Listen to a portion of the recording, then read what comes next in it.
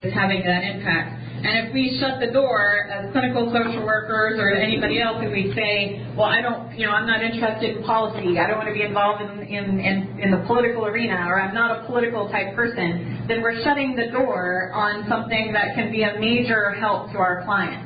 And we're not exploring that aspect at all. So sometimes it's literally the only way that we can be effective, helpers with our clients. So the social worker's role, I have a few quotes interspersed throughout here, starting with John Fitzgerald Kennedy, who said, "One person can make a difference, and everyone should try." So why should social workers be involved? We've touched on a little bit thus far, but our values and our ethics really mandate that we have at least some basic level of involvement. Our value sets that talk about service, social justice, and the worth and dignity of the person. Certainly, if we look at equal rights and equitable treatment, the dignity and worth of the person is definitely impacted by that. Section 6.04 of the Code of Ethics goes well beyond this. It's a long thing if you ever wanted to read it. But just for starters, it mandates that social workers engage in social and political action, be aware of the impact of policy on our practice, advocate for changes to improve social conditions, and promote social justice. I would also argue that social workers have unique skills that make us perhaps one of the more qualified people out there to be working in the legislative arena. In addition to the person and environment perspective that I was talking about earlier that allows us to see the outside influences on our clients' lives, we have an understanding of complex social environments that comes through our training and our education, which means when you look at a situation that's going on, whatever it may be, and we look at ways, what is going to be the effective legislative move to make, to change this and fix the problem, everybody comes at it from their own values, from their own perspective set. Social workers have the skills to really dig beyond that and say, well, what is actually going on? What changes would really impact this and make a difference? We have the ability to bring a face to the issue. When legislators look at the budget, for example, it's really easy for that to become just a list of numbers on a page. To take a look at a program that costs $100,000, for example, and say, well, do we need this program? And we can balance the budget easier if we get rid of this $100,000 program. But they may not have the ability to see the people, the individuals whose lives are impacted every day by that $100,000 program. And we can even monetize that out further and say if a $100,000 program is keeping people out of hospitalizations, intensive mental health treatment, prisons, or other things like that, that $100,000 is saving us what is potentially $500,000 or $1 million later on down the road. And finally, social workers are really good at relationship building. It's part of our training. It's part of what we learn in school and everywhere else is about establishing relationships and rapport with your clients. Well, those same skills that you use to establish rapport with your clients and establish relationships with your clients, you can use to establish relationships with your elected officials. And the people that are the most effective advocates are those who have an individual one-on-one relationship with your elected official. Somebody that they can call when they have, when they have problems or things that are related to what you do that maybe you can help out on, and somebody that you can pick up the phone for when you have a problem that that your client may help. So definitely utilize and leverage those relationship building skills. Also, we have a rich professional heritage that can be recognized, and that should be continued in our legacy here to come. Every American citizen, and many outside of our country, are familiar in some way with Social Security, Medicare, the Civil Rights Act of 1965, the 40-hour work week, all of these different things.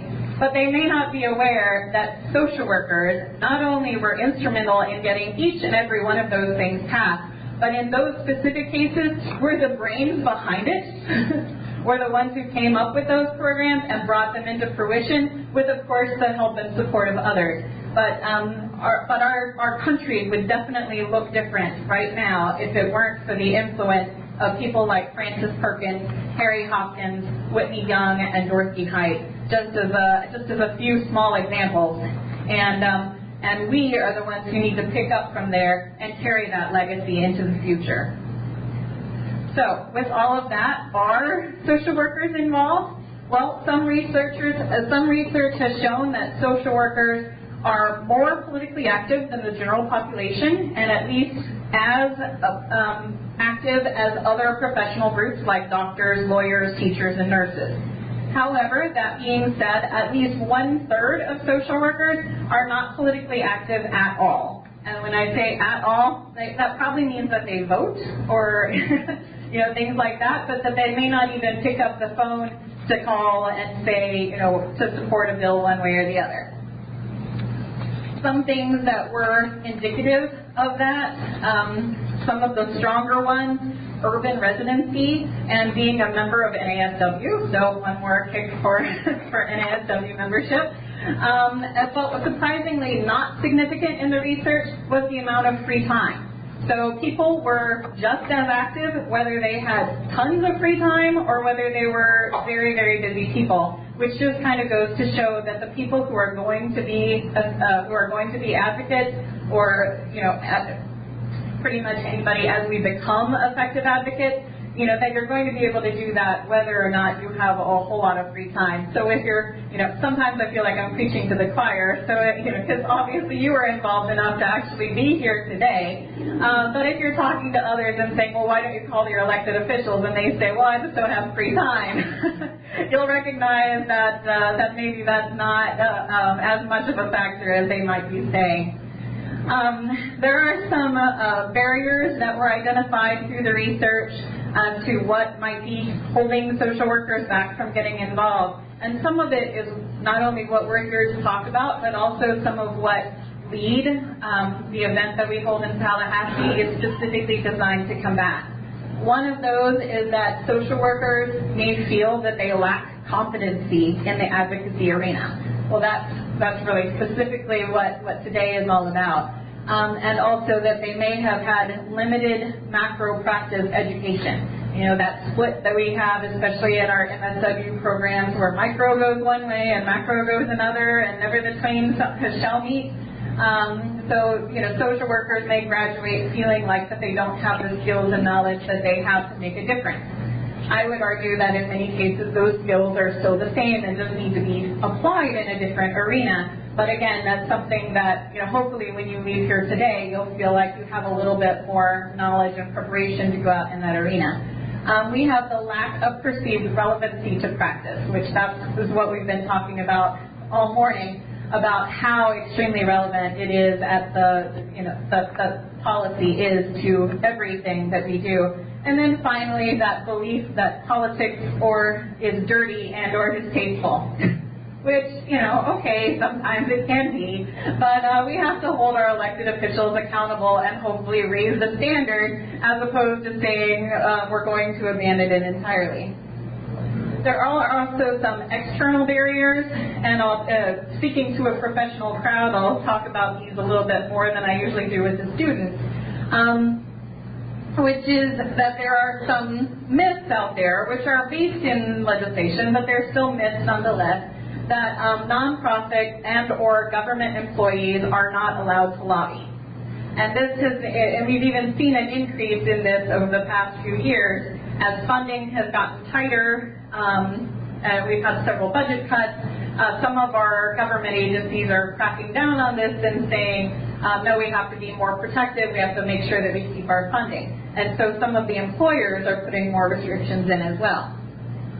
Well, for 501c3s, first off, this is about the agency itself. So the actual agency can spend 5% of its annual budget on direct lobbying, and 20% if the agency is under attack or is facing budget cuts themselves, the agency itself can take the H election and and qualify for self-defense lobbying, and then spend up to 20% of its annual budget on lobbying. They may not participate in partisan politics, so they can't endorse candidates for office one way or the other, but they can definitely participate in lobbying. And then outside of that, that is what qualifies for direct lobbying. But there's a kind of a narrow definition of lobbying that actually breaks out a lot of other things, like education about a bill. As long as you're not saying vote for it or against it, doesn't qualify as lobbying. Nor does taking an internal position on an issue. So if an agency head who hires, 100 different people were to send a memo out to his employees saying, this is what's happening in the legislature and this is what the impact of it would be, as long as they don't say, vote, so go contact your legislator, or, you have to oppose this bill or support this bill, but as long as they're just sending out information to your employees, that does not qualify as lobbying either. So all of that is outside of that 5% and or 20% of the budget that's allowed to go towards lobbying. And finally, there are absolutely no restrictions on what the employees can do on their own personal time. So at least as far as those nonprofits. There are a few as far as if they're taking federal grants under the Hatch Act, but I'll talk about the Hatch Act in general on the next slide. Okay, the Hatch Act, so that was the nonprofits. Now we get to the government agencies. This is where you'll see a lot of the restrictions, but again, what is actually in the definition talks about engaging in political activities, but it's more specifically about participating in elections, one way or the other, the partisan politics of elections. And actually the reason this was passed was in order to protect the employees, because sometimes outside politicians or others were saying, we're going to mandate that we're going to mandate that everybody, if you're going to work for this state agency, then you have to support this candidate for governor and go out and beat the fields to get votes out for this candidate for governor. And so they were literally like forcing people in the past to go out and campaign for a certain candidate as an employee. And this was long time ago, like back in the early 1800s, and so that's when this was passed, was in order to protect the employees, to make sure that your First Amendment rights were protected, that you could support whatever candidate you wanted to support in your off time. But it definitely does not say that you cannot engage in lobbying. But again, and that's when you're off duty. There are definite restrictions about what you can do when you're on duty. You have to watch even which email account you use to receive certain emails, but there's definitely no restrictions on what you can do during your free time, except that there are some people who are not allowed to run for office in partisan campaigns. And some you can even run for office as long as you're in a nonpartisan campaign, like running for mayor or city council in many of our races. So we've been talking about politics. This quote is from Senator Debbie Stabenow, who is a current U.S. Senator who has her MSW, active NASW member. And her quote is, "It is easier to spend a few months and some money electing the right people than to spend years and a lot of money trying to get the wrong people to do the right thing." So one reason to be involved in some of these elections. So why does our politics matter? Mainly the philosophy and values of the office holders, not necessarily Republican or Democrat or one way or the other, but figuring out, how closely do the values of our elected officials match up with the values of the social work profession, and who is the right candidate to endorse in that situation. Shifts in power always have a big impact on public policy, and many of those changes are, it's a lot easier to make a change and get something changed in the first place than it is to get it repealed afterwards. Once something happens or once changes are made, then it can take many, many years afterwards to repeal it if it was something that you're unhappy with. And so it definitely has long-term effects. And if the values of our elected officials are consistent with social workers, then when we walk in the door, we'll find welcome opening arms. If we start from a different philosophy or perspective, then we'll have to do a lot more legwork along the way to get them to make the changes that we're interested in. So when we're past the election season now, so you won't see this for a few more years, but or another year and 9 months or so. But looking at some of the candidates, sometimes it's hard to evaluate who's going to be successful, who's not, where do you want to throw your energy. Never would discourage anybody from endorsing any candidate that they were interested in, but just to kind of help grease those wheels a little bit, candidates are statistically more likely to succeed if they are incumbents or running for an open seat. Incumbents generally have the advantage.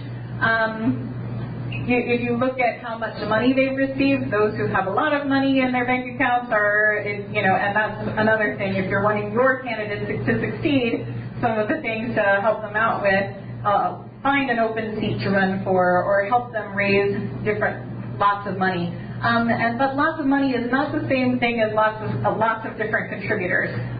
The election between Barack Obama and Mitt Romney is a really big example of that.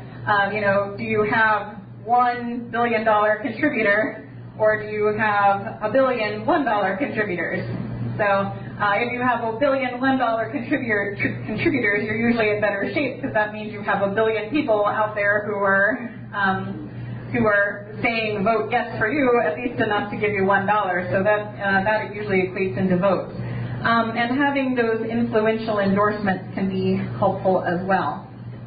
So what can social workers do in the political arena? They can vote, they can volunteer for a candidate, and don't necessarily think that means you're automatically going to be on the phone or knocking on doors. They can get you to do a billion different things. I know personally I do not like being on the phone that much, so I'm never going to volunteer for a candidate to call people on the phone. But I might stuff envelopes, or I might drive around with posting signs, or I might do a lot of different other things. So just feel that there's a lot of different things and they can match it to your skill set, or conversely you can go out and do something that you've never done before to work on expanding your horizon. You can mobilize and educate others. You can organize to change the elections process. And finally, you can run for office. And social workers are great candidates. I would encourage anybody who is thinking about it to run for office. We have a few in different statewide positions. Now we get to social work and policy. This one's a fun one of my favorite quotes from Mark Twain. Those who respect the law and love sausage should watch neither being made. So we get to how a bill becomes a law, and this is a very complex process. For anybody who attends my student sessions, I tell them the big story about how social work title protection got passed, which is a very fun and interesting story, but unfortunately we don't have time for that today. But in general, the part that you need to know if you're unfamiliar with it, and that we do have a lot of students in attendance, is that, eventually you have an idea, it gets broken out to a bunch of different committees. You have to have it running both in the House and the Senate. You have to pass all the committees, and you have to have the same language passed in both the House and the Senate. And then the governor has the chance to sign it. Committee chairs have a lot of influence, so that's one thing to look out for. When we were passing social work title protection passed in 2008, and that's the bill that said that finally only those with a bachelor's, master's, or doctoral degree in social work could refer to themselves as social workers. Something very instrumental that we got passed that made a big difference, not only for our profession, but also for our clientele, who, now finally when you open the door and say that you're a social worker, that they can have some reasonable expectations about what that means. that bill really made some changes. But it took us 4 years to get it passed, which is actually fairly typical. So that's one thing I always kind of emphasize in this, that making change can definitely take some time, and as long as you're making progress every year, then at least you are headed in the right direction, which is actually the Barack Obama quote that you'll see in a minute. But so it sounds like it takes less time to make sausage. yeah, it probably does take less time to make sausage than law. But also that you can get held up for a million different reasons along the way. At one point, we were told that our bill was unconstitutional under the First Amendment because we were violating free speech, because you should free speechly be able to say you're a social worker, even if you're not. Which, wasn't true for doctors or nurses or any of those people, but they at least had it broken out at the time by licensure versus education. But we outlasted the person who was opposed us on that. We got through different relationship factors where one legislator was mad at our bill sponsor and therefore stalled us for another year, all sorts of different things like that. But you know what really made a difference in the end was the last year in between 2007 and 2008, when we almost got there. We had a bunch of our people go out and make one-on-one visits with your elected official. And the people who had voted against us the previous year, just after having one conversation with a social worker in their office, turned around and said, not only will I vote yes on your bill this year, but I'll co-sponsor it. I'll be a part of promoting your bill. And that's one of the reasons I like to tell that story, is because it's so essential of a part of how effective that one-on-one visit with your elected official can be, and how much of a difference that you can make just by utilizing that relationship. The people that voted against us, did so on the basis of stereotypes about social workers, who we are and what we did, that they didn't necessarily know what social work was all about. They certainly didn't know what impact, the lack of title protection was having on our clients. And once we explained that to them, then people, that we might not have thought we were able to reach, we were able to, and it all had to do with that one-on-one visit. Oh, yes. When it eventually passed, that last year in 2008, it passed through every committee unanimously. It passed through the entire House of Representatives unanimously. And then the Senate, there are 40 members of the Senate, and it passed 39-1. And the one person didn't testify against us. She was the committee chair, so she would have had the ability to hold up our bill if she wanted to, and she didn't do that. She actually left the room so that we wouldn't have a no vote at that time. So really, it went through without a peep. She just couldn't manage to flip the yes switch on that, but she didn't want to hold us back. But that same year, we almost got vetoed by Governor Christ, which is a whole other story about how much our social workers pulled together and made Governor Christ change his mind from a veto to actually signing the bill in about a 4-hour period, due to the help of our lobbyists, our bill sponsors, and our members who came through in vast numbers giving stories about how their clientele had been directly impacted by the lack of this legislation, because that was the main thing, was that he didn't see the big difference. So our social workers really came through, but it was all about relationships. It was all about the skills and the knowledge that our social workers have out there in the community. So when you're researching bills, the handout that they've provided you with provides a little bit more information on this, some of the sites that you can look at. But that one, the myfloridahouse.gov and the floridasenate.gov, both of them have bill tracking features. So you can not only do searches based on anything you're interested in, like if you're interested in child welfare, just do a search by keyword for child welfare. All of the bills that even possibly relate to that will pop up. read through the summaries to figure out which ones you're interested in, and then you can tag them so that anytime a change comes up, anytime the bill you're interested in gets referred to a different committee or goes before a vote, then it can explain it. Just want to remind them that odd numbers come out of the House, even Right. come out of the Senate. Yes, odd numbers come out of the House, even numbers come out of the Senate, and in general you're wanting to have both, because that's definitely one thing to look for. But read the bill summaries, and a common thing that people that I've worked with have had issues with that might help to explain.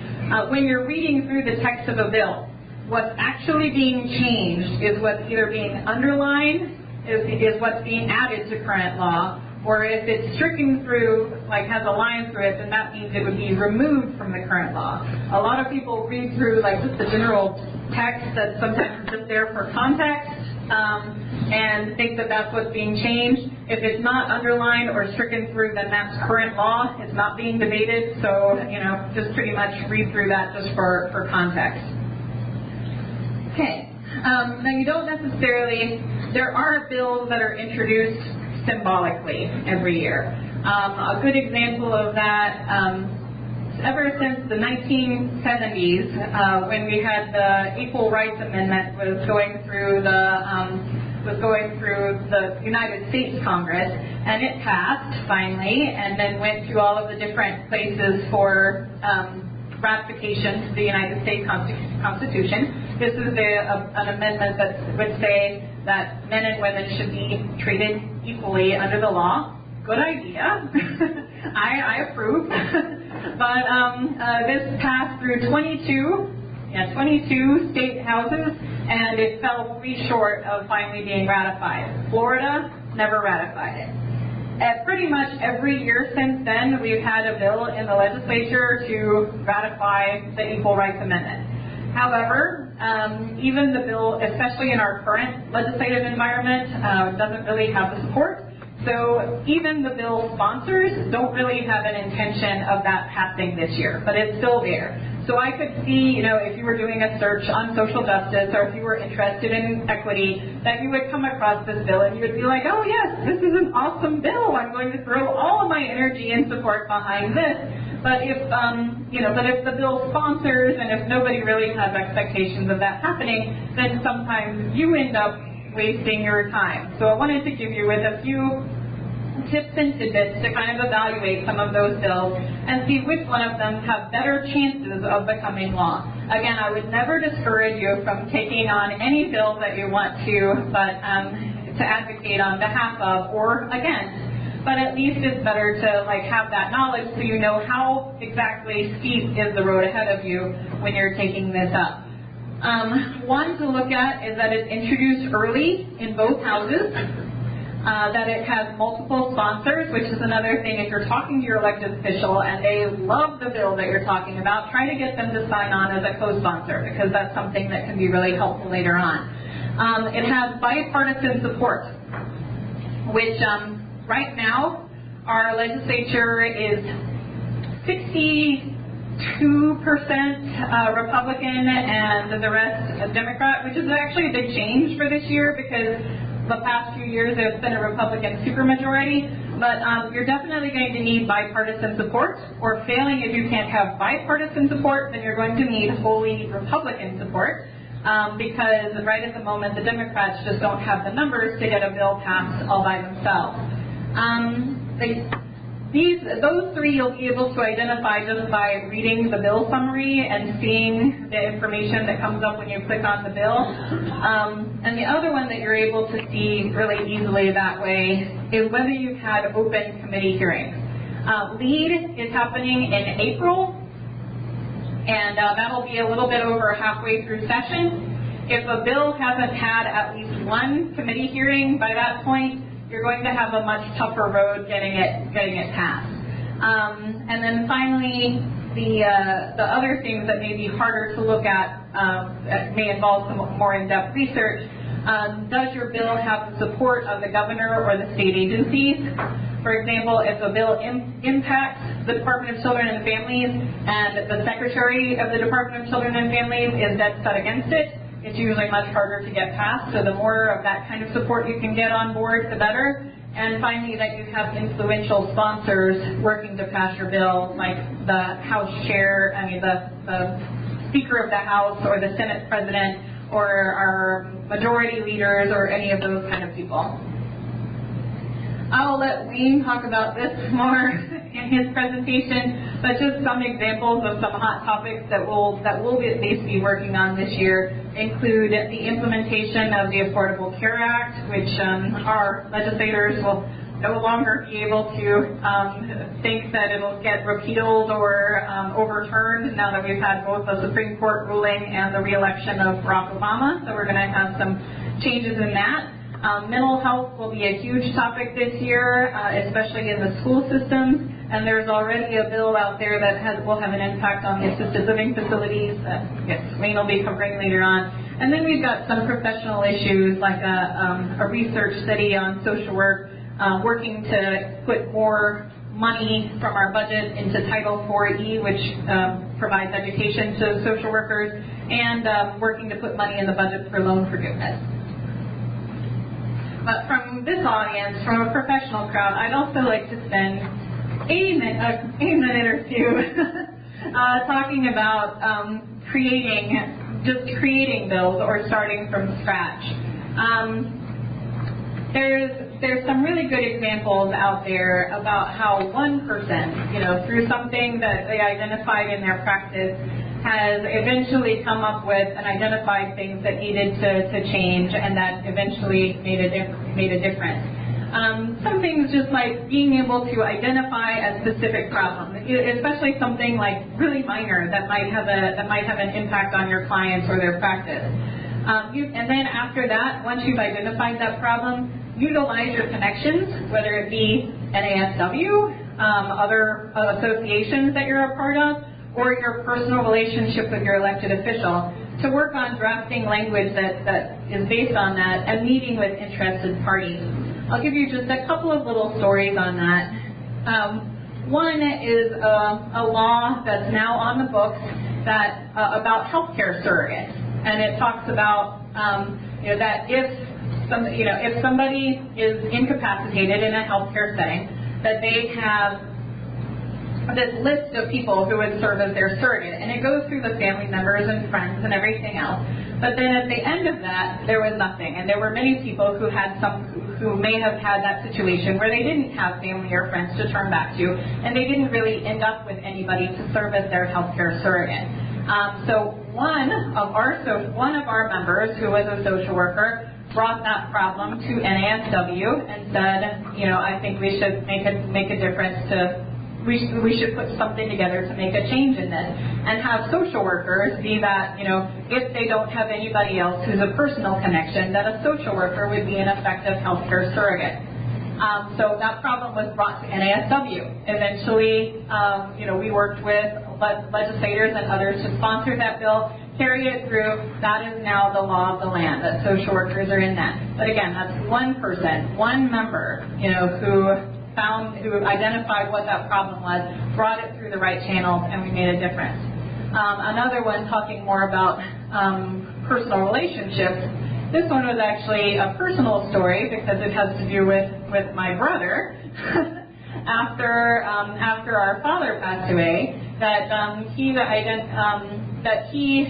had a heart attack in a public setting, and there was not a defibrillator in use there, and my brother had that connection, and he did the research and figured out that there were many laws in place that made it problematic for public places to have these defibrillators. In part, one, because they were requiring training that was really deemed unnecessary by most healthcare officials, that reading that people who read the instructions were usually just as able to use these defibrillators under research conditions. And second, the liability aspect of it, that these, if the person died, that the facility might be likely to be held accountable. Well, my brother also has a very close relationship with his elected official. One of them was, at his wedding and came to the funeral and all other sorts of things. And so he leveraged that relationship and that he had with a couple of others and worked with the Heart Association and many others to bring forth a bill that made it so that one, it did not require the training, and two, limited the liability that they would receive in those circumstances. That bill is also now the law of the land. Passed in 2008, the same year, pretty much the same day as the title protection bill that I was working on. so that was fun. But again, those are both examples of one person. So you may be looking out there and think, okay, well, I see this problem, or I see something that needs to fix, but what good can one person do? Well, I can tell you, and I can point to many other examples of stories where just one person had that idea and then brought it forward to get the support of others. Use your relationship with your elected official, use your relationship with NASW, other groups that you may work with, not necessarily just NASW, and make that law a reality. So some things to help, and this was the one that I practically quoted earlier. It's from, definitely my favorite quote. It's from Barack Obama when he was then a senator, and it says, if you're walking down the right path and you're willing to keep walking, eventually you'll make progress. That it's not about running the whole marathon all at one point. It's sometimes just about taking baby steps in the right direction. Okay, our lobbying rights are protected under the First Amendment. So definitely something that we should be involved in and can always be involved in. The things that we can do, just be involved, stay informed of the impact of legislation on our clients, advocate through the phone, the emails or letters, testify at some of our public hearings, whether those be local or ones up in Tallahassee. Do legislative visits. That doesn't necessarily mean that you have to drive out to Tallahassee. Your elected officials have office hours, they have their district office. You can make those connections here and just schedule those appointments. Organize others all the way up until writing bills and working to get sponsors. And again, there is some research that shows what tools of making a difference are more effective than others. This is from a survey that asked the question, if your legislator has not, it was of legislative staff, and it asked the question, if your legislator has not already made a decision on a particular issue, how likely are each of these things to impact the decision that's eventually made? Well, 46% said an in-person constituent visit was likely to make a lot of impact. And at least another 51% said it would have at least some impact. So between those two, that's about 97% saying that that in-person constituent visit would have a significant impact. Individualized letters and emails make a difference. About 20% said that would make a lot of difference, and 70% said at least some. So again, you're making some changes. Phone calls, another 14%, and 72% said some. And this one I always bring in there just because, I'm sure many of you think that this would be on the top of the list. And that was that a visit from a lobbyist was only listed 8% as having a lot of effectiveness, while 74% said some. And I don't mean... Sorry, Wayne.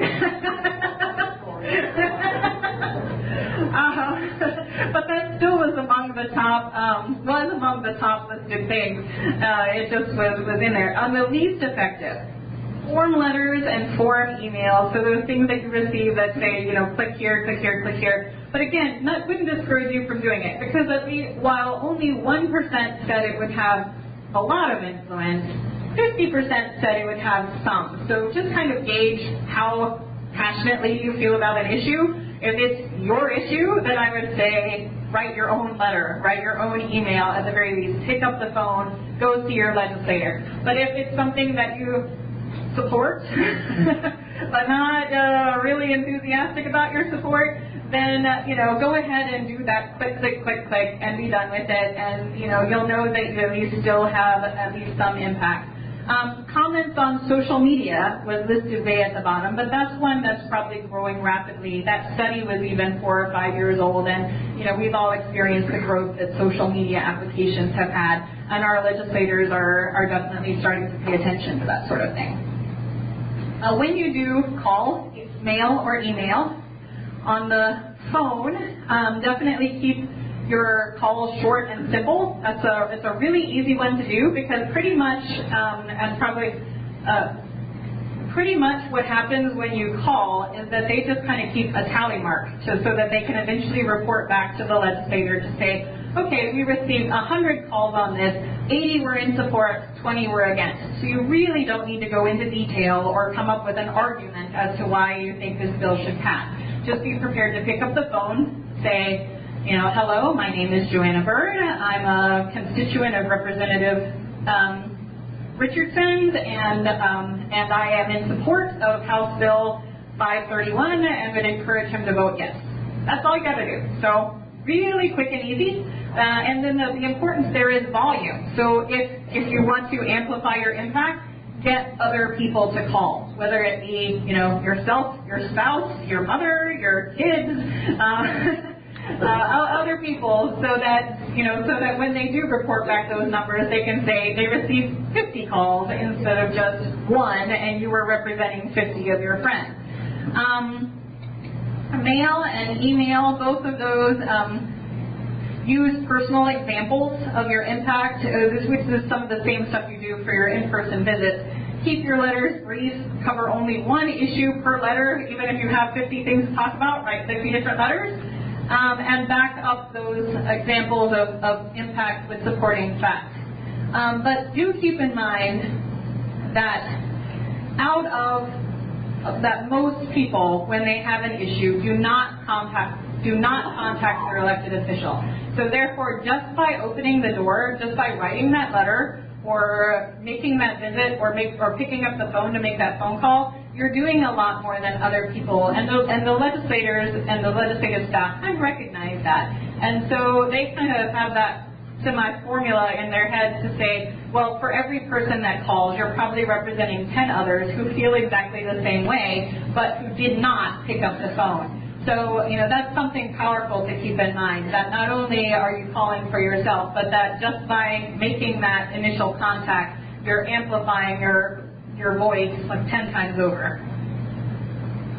When you do legislative visits, here's some tips for relationship building. One, definitely mention that you live in their district, that you're a constituent, if that's who you're going to see, but do not imply that if they don't do exactly what you say, that you won't vote for them anymore, because that's just really bad etiquette and pet peeve of most of our elected officials. It's kind of implied anyway. I mean, you're there, you're seeing them, but you don't have to say it. Find something to thank them for. Our legislators get asked for a lot. They get a lot of complaints. They don't necessarily get a lot of thank yous. So, yes, you may be seeing somebody whose political viewpoint is diametrically opposite from your own. You can still find something to thank them for, even if it's something as basic as thank you for your willingness to serve the public by being in office. Or, thank you for your passionate commitment to children's issues. There's many different things.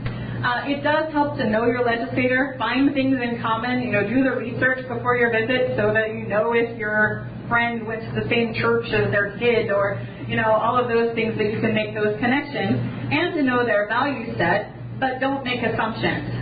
Sometimes our best friend on one issue is our worst enemy on the next, and then it switches over for the next go-round. A really good example of that was a legislator who we couldn't agree on anything pretty much as far as NASW, and yet he had a family member who was impacted by suicide, and so when we had bills that go around that were designed to combat suicide or promote suicide awareness, we could count on him every single time. So, somebody who you think you're never going to get anything from can sometimes be your most effective advocate. So we don't make those assumptions. But we also try the best we can, that same mantra that you know in your head over and over again for working with your clients of starting where your clients are. Start where your elected official is. Try to see their perspective and meet with them on a one-on-one basis. You know, if you're talking about if you're talking about an issue and your viewpoint is here and their viewpoint is here, you're probably not going to bring them up to here, at least on your first visit. But maybe by talking to them and starting where they are, you can bring them up a little bit. And then the next time you bring them up a little bit more, so that hopefully over time you're making that progress. The very practical stuff, be concise and to the point because you won't have a whole lot of time. Discuss how the bill will impact you personally. Again, from that perspective, from the legislator's perspective, they're seeing literally 2,000 to 3,000 bills a year, and it's impossible for them to know everything about every bill, which is why they depend on their staff so much. But it's also impossible for them to know the real impact and how it will impact people. So they depend on the people who come through their doors to bring them the stories about what the impact is going to be, plus, minus, or anywhere in between. Be polite and friendly. Do be prepared to say, I don't know. If you're asked a question and you don't know the answer, don't try to guess, don't try to suppose, because you blow your credibility. But just say, I don't know, but I'll have somebody follow up with you later. And that means two things. One, that you say you don't know, but then also that you have to follow up on that you'll have somebody follow up with you later. However, that doesn't mean that you have to personally go home and do a research project to uncover the answer to that question. Usually it'll just mean that you contact NASW or that you contact somebody else in that position and you say, hey, I had a meeting with Representative Smith and they've asked me this question. Can you follow up with them? And then either we would work to get you the answer so that you could report it back to them, or we would, Wayne or somebody else would contact them and say, here, we heard you had this meeting and had this question. Here's the answer. So. Following up is usually just as simple as making a notation about the date and time or whatever of your question.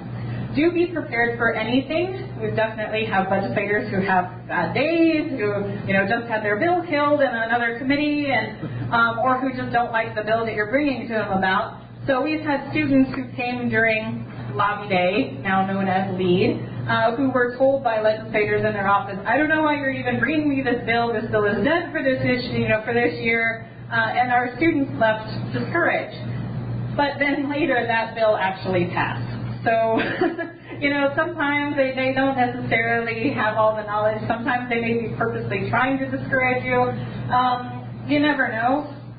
But basically be prepared for anything and just let it roll off your back. The same that same tool that you would use with your clients again. So that you can say, well, okay, but we'd still like you to know about it so that hopefully we can bring about it next year, or we've still got some things that we're working on, so maybe we can get it reinvigorated, or don't say that they're not telling the truth, but just kind of let it flow off. And finally, don't underestimate yourself or your impact. Every single year, I already told you that story about how title protection got passed, but above and beyond that, every single year at Lobby Day, things after Lobby Day, which is again now our legislative effective education advocacy day, things start rolling afterwards that didn't before. Bills get passed that may not have had committee hearings going. Every year it happens because our people are very effective advocates. And while your individual visit might not feel like you made much of a significant difference, when we combine the voices of 7 to 8, maybe this year 900 people at the Capitol, we are the largest single professional event that happens at the legislature. There are other events that are larger, but as far as professional groups come, our group of 800 is the largest. We have a very good reputation for being effective, but again, we have our legislators who turn over on a regular basis and have term limits, so while we may have a good reputation in Tallahassee, we still need to make an impact with our direct elected officials and let them know what social work is and what we're all about. Many of those perceptions are still out there. But when you go or when you have that one-on-one visit with your elected official, know that you're part of an overall movement that is definitely making an impact. The details of our Legislative Education Advocacy Day would encourage everybody to participate. We'll have a training. The Part 1 training is more or less this, so come to the Part 2 training, and we'll have some really great speakers coming from National. There will be a lot of students present, but it is definitely not just for students. We encourage professional involvement. And also, we will also have a concurrent call-in day, so that maybe if you can't make it, drive all the way up to Tallahassee, it would also be the same day that you would call your elected officials, so that they're hearing not only from the social workers there, but the social workers who are at home. So in summary, social workers have an essential role to play in setting public policy. Social workers have a unique voice, and if that voice isn't being heard to our elected officials, it's not one that's going to come from anywhere else. So we need to be effective advocates for our clients, because who else is going to be? But in that, push yourself and push your boundaries, but find a level and type of involvement where you feel comfortable, and give what you can whenever you can. And my final quote comes from Helen Keller and relates to that subject, and it's, "I am only one, but still I am one. I cannot do everything, but I can do something. And just because I cannot do everything, I will not refuse to do something that I can do."